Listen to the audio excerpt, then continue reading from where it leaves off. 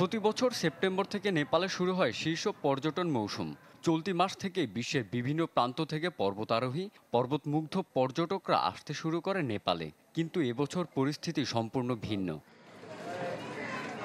কেননা এবারের সেপ্টেম্বরে নেপালের মুখোমুখি হয়েছে কয়েক দশকের মধ্যে সবচেয়ে মারাত্মক বিক্ষোভ, যা পর্যটন সংশ্লিষ্ট ব্যবসায়ীদের জন্য একটি বড় ধাক্কা হয়ে এসেছে। কাঠমান্ডুর ব্যস্ত পর্যটন কেন্দ্র থামেলের মতো সুন্দরভাবে সাজানো গলিপথে অবস্থিত দোকান, পাব এবং রেস্তোরাঁগুলো প্রায় জনশূন্য। নেপালের পর্যটন কর্তৃপক্ষ, হোটেল মালিক এবং ট্র্যাক সংগঠনগুলো জানিয়েছে পর্যটক আসা প্রায় 30% কমে গেছে। ট্যুর বাতিল করেছেন অনেকেই। সানশাইন আটা ময়দা সুজি।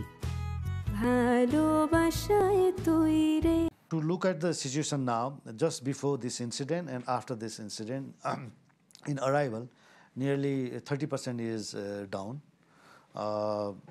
because 2 days were fully, the curfew was also imposed and airport was also shut down.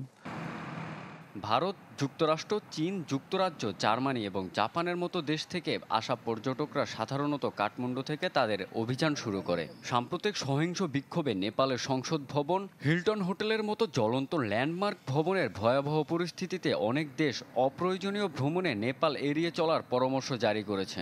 You know our situation in Nepal, right?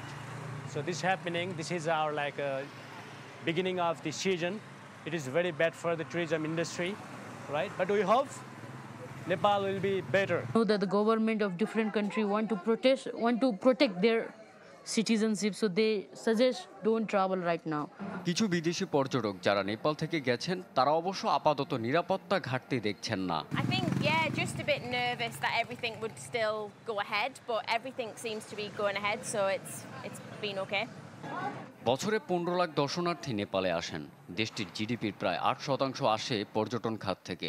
September থেকে ডিসেম্বর পর্যটনের শীর্ষ মৌসুম হিসেবে বিবেচিত হয়। Ronak Mohammad Sourav, desk report, channel 24।